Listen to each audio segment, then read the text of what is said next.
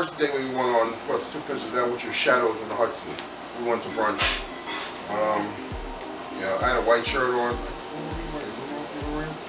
Oh gee, I think that's the tiger thing, tiger color. Was it the leopard color dress? The leopard dress. Yeah, yes. leopard color dress. Yeah, that's what she was wearing. With my low hair, different style low hair. Yes, I right. had a low hair. Yeah, her hair was much lower. It's always blondes. Actually, when I first met her, different color. no, when I first met her, it was almost red, like or almost burgundy when I first met her. Yeah. But anyway, not skipping over that, but we're gonna go to when we first met, and I first met this lady, right? Because when I first met this lady was in a restaurant, little restaurant here in Poughkeepsie called Pat's Kitchen. Oh Jesus. Right? It was a co-worker of mine, Michelle, who wanted some Jamaican food, right? Wanted some Jamaican food, and she asked me to go pick it up. She ordered her food. She wanted to go pick it up, and I'm like, and she was like, go to Pat's Kitchen. I'm like, Pat's Kitchen? I don't know about no damn Pat's Kitchen.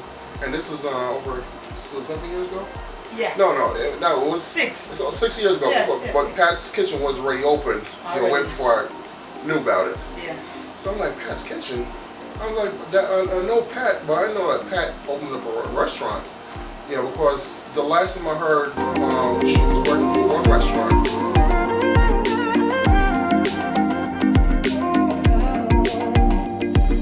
And then she went to a second restaurant, right, which is on the other side of Poughkeepsie. Right, but I had no idea that she opened her own restaurant. Anyway, went to the restaurant, go pick up, the food. I knew exactly what Michelle ordered. She ordered some stewed chicken, rice, and peas and vegetables, mixed vegetables. That's exactly what she ordered. Because that's what she always ordered, the stewed chicken.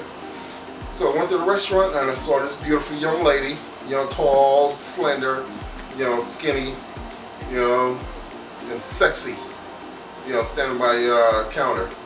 And my eyes really on her. Oh yes. You remember now? No, I don't remember. I don't remember nothing. My mind is blank. I don't remember nothing. Yes. So, saw her, and I was like, like Pat's Kitchen is one of my favorite places. Big balded man. Like, so, why are you staring at me like that? Yes, I was staring her down and stuff like that, but she was very warm and welcoming. Right, she was very warm and welcoming, and I saw the opportunity, to get kind of connected to her. And at that point, then, of course, been through divorce, separation, divorce with my previous wife, my children's mother. And at that point, then I was Mr. Playboy, do my thing, so I real old type there, whatever. Yeah, a couple of women, that's do what my thought. thing. He's a playboy. Right? I'm doing my thing out there. All right.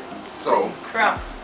At that point, then I was actually looking to settle down when I saw her for that month. You remember what month that was? Was that September? Somewhere around that time. Somewhere around that time, September. But a couple months before that, I was sick and tired of playing around, playing a young boys game. Man.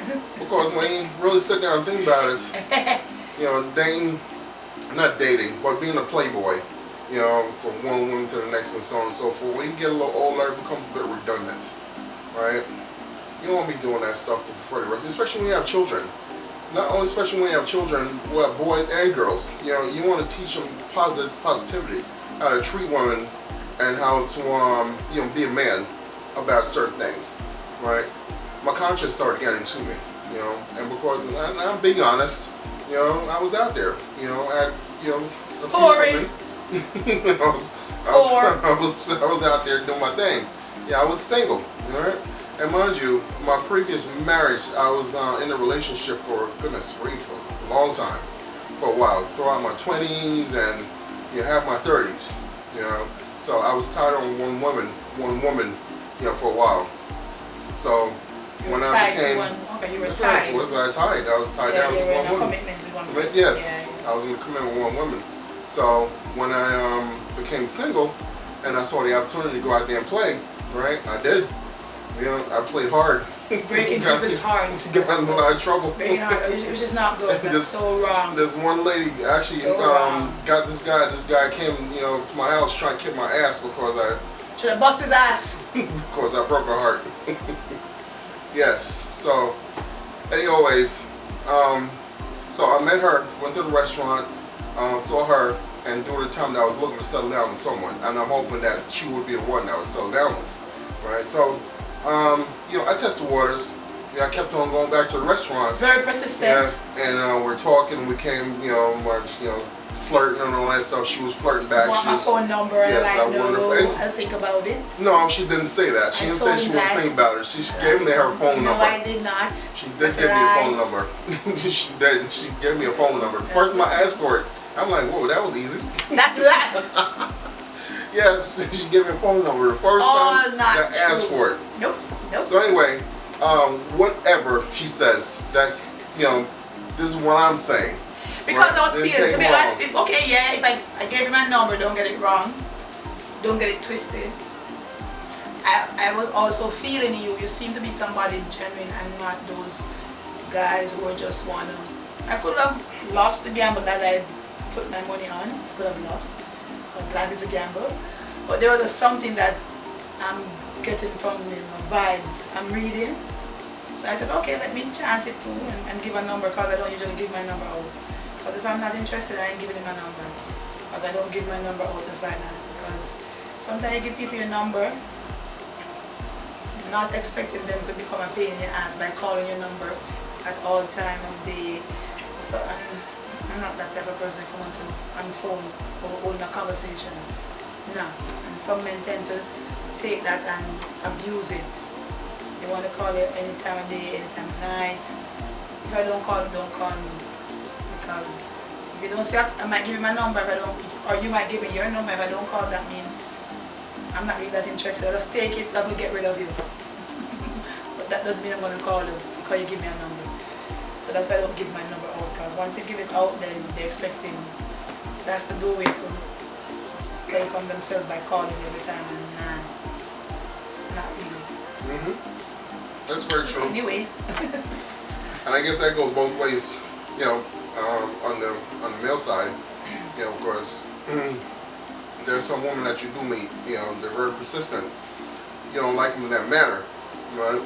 But in order for you to get them off your back, you know, yeah, here's my number, you know, and you know, and they're gonna not feel obligated, but they're gonna be consistent with their calling, with their, you know, texting and whatnot, you know, but I figure for me, if I'm not interested in that woman, I'm not gonna leave.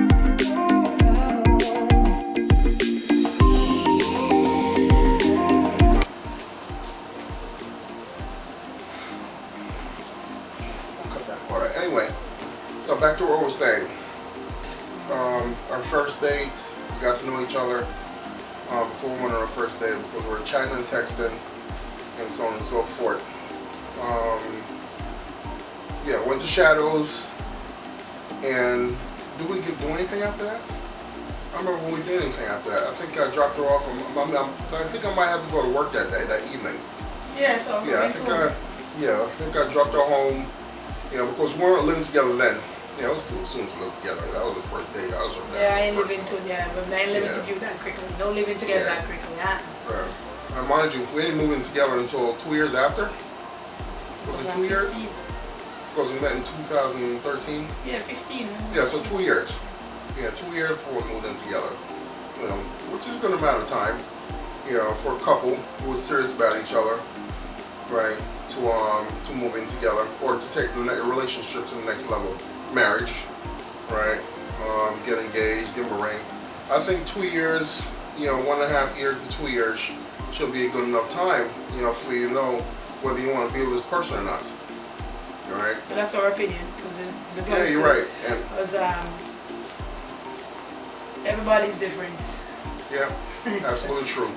Everyone's different. Every couples, you know, individuals have their own different opinion. Like I said, like my wife said, on relationships. If it's the person you want to settle down with.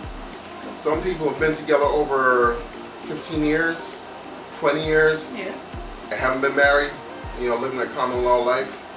Because I figure after 5 years become common law. Right. A couple I used to work with, you know, they've been together. The youngest daughter is 22 years old, and they've been together over 30-something years, and they never got married. Actually, they get married. They got married after 32 years. Right. You know, they're still together. You know, but But my parents are together. As old as I am, which I'm not going to disclose my age, and my parents are still together. Didn't marry, never get married. My dad have his flimsy excuses why they don't need to get married, because which one of them is, you see all his friends, his male friends that he grew up with, did got married, but today there's no marriage. They all break up. So that's the excuses he's running with for all the years he's with my mom. That's the story he's running with. He's living better than his friends. yeah, that were married. not being married.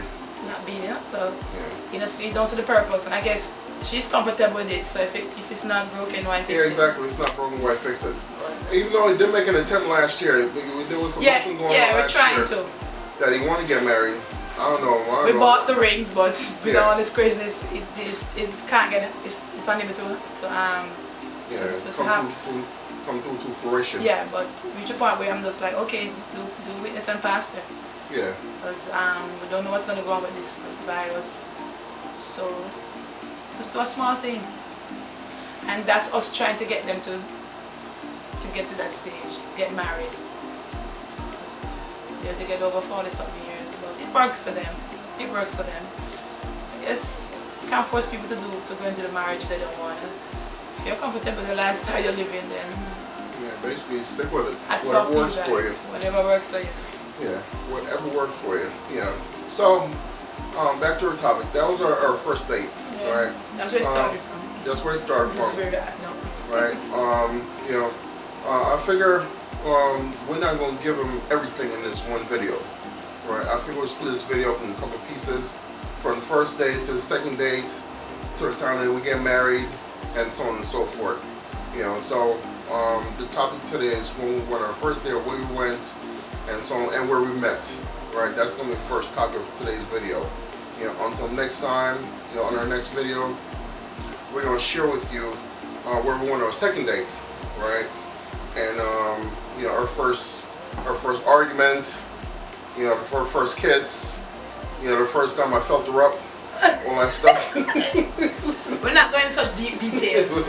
Yeah, we'll Don't share listen that to on other videos. Don't right? listen to what he's saying. You know, Nothing because like I want that. to keep these videos as short as possible. I don't want to keep them too long and boring, right? So, if y'all like this video, please give us a big thumbs up, right, babe? All the way up. All the way up. Give us a big thumbs up and hit that notification bell. You know, so whenever I do post any new videos, y'all get first dibs. Make sure y'all like, subscribe, share, and comment.